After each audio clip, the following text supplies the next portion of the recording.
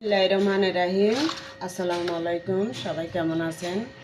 দেখুন 3 কেজি চিংড়ি মাছ আনছে। ওখানের মধ্যে এগুলো কি দেখুন, এটা এতদিন তো ইউটিউবের মধ্যে দেখছি, বিশ্বাস করি নাই। আজকে নিজেই প্রমাণ পাইলাম।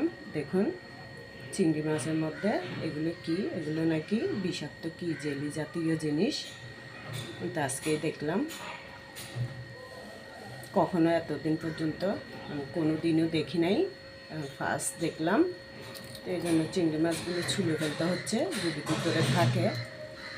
তো বন্ধুরা, এটা দিয়ে আমি একটা সুন্দর রেসিপি করব।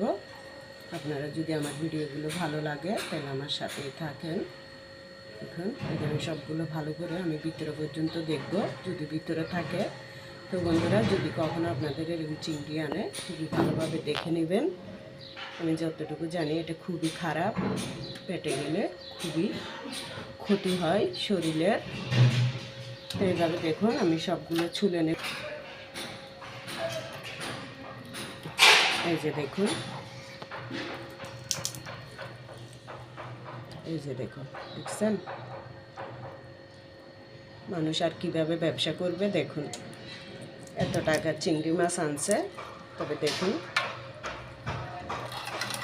তো বন্ধুরা, আপনারা এইভাবে সাবধানে চিংড়ি আনলে সবসময় দেখবেন যাতে কারো কোনো ক্ষতি না হয়। আল্লাহ তাআলা যেন সবাইকে ভালো রাখে বিপদ আপদ থেকে।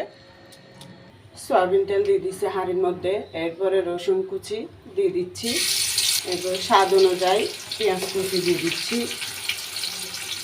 পেঁয়াজ আর রসুনটা একটু লাল লাল হওয়ার পরে জিরা ধনিয়া বাটা দিয়ে দেবো অল্প করে, 4 চামচ ছোটোগুলোয়, আধা চামচ থেকে কম। যেহেতু আমি চিংড়ি মাছ দিয়ে আজকে মূলা রান্না করব, তাই মূলাটা অল্প, তাই অল্প করে করে সব মশলা দিচ্ছি। পেঁয়াজ বাড়িয়ে কমিয়েও দেওয়া যায়, কিন্তু রসুনটা সেই 4 চামচ ছোটোগুলোয় আধা চামচ থেকে কম দিলাম। সামান্য একটু ভাজা হওয়ার পরে একটু পানি দিয়ে দিচ্ছি। রসুন আর পেঁয়াজটা বেশি পুড়ে যাবে, তাই একটু পানি দিয়ে দিলাম। হাতের মধ্যে জিরা ধনিয়ার মশলা ছিল, হাতটা দিয়ে একটু পানি দিলাম। হলুদের গুঁড়ি দিয়ে দিচ্ছি আধা চামচ, 4 চামচ ছোটোগুলোয় 1 চামচ মরিচের গুঁড়ি। এটা আমি ভালো করে একটু মশলাটা কাঁচা গন্ধ যাওয়া পর্যন্ত কষিয়ে নেব। স্বাদ অনুযায়ী অল্প করে লবণ দিলাম। তো বন্ধুরা, মশলাটা ভালো করে কষিয়ে নিলাম। এই যে দেখুন, আমি আপনাদেরকে চিংড়ি কাটা দেখাইছি যে ওখানে কিন্তু জেলিগুলো ছিল, পিঠের উপরও কেটে ভালো করে পরিষ্কার করে নিলাম।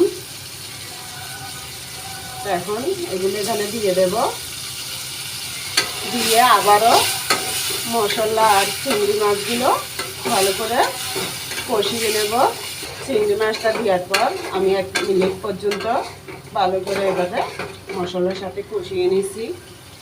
এখন আমি দেখুন মূলাটা একটু সিদ্ধ করে পানি ফেলে দিছি সামান্য, এই 2-1 মিনিট পর্যন্ত। এখন আমি এটা দিয়ে চিংড়ি মাছের সাথে ভালো করে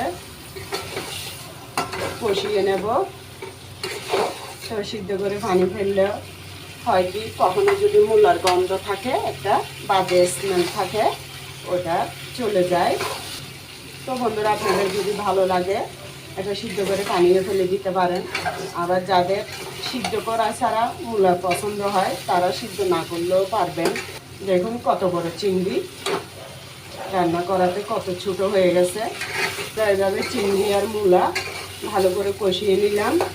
এভাবে শুকনো শুকনো করে কষিয়ে নিলে হয় কি, মানে যে কোনো সবজি খেতে খুবই ভালো হয়। লবণ মশলা সব ঠিকঠাক হলে দেখবেন যে কোনো তরকারি খেতে খুবই ভালো লাগে। গরম পানি দিয়ে দিচ্ছি। একদম শুকনো শুকনো করলেও ওটা আলাদা ভালো লাগে, তবে চিংড়ি দিয়ে একটু সামান্য ঝোল ঝোল করে রাখলে খেতে কিন্তু খুবই ভালো হয়। এখন একটা টমেটো কেটে দিয়ে দিচ্ছি।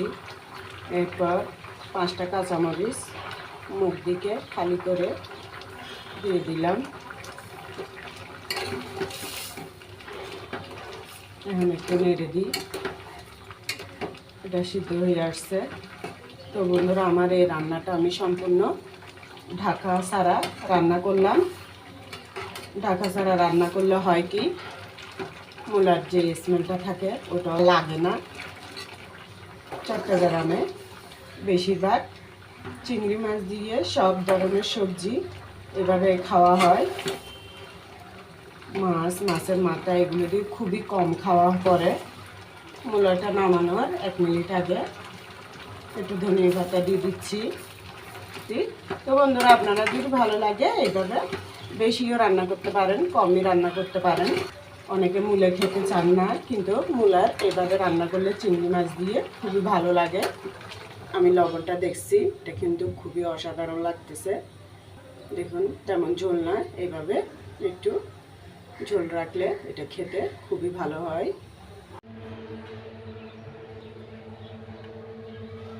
এই তো বন্ধুরা, দেখুন কালারটা কত সুন্দর লাগতেছে।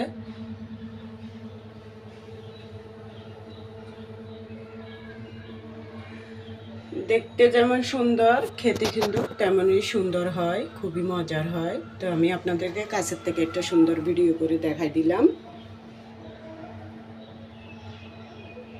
তো সবাই ভালো থাকবেন। আল্লাহ হাফেজ। আসসালামু আলাইকুম।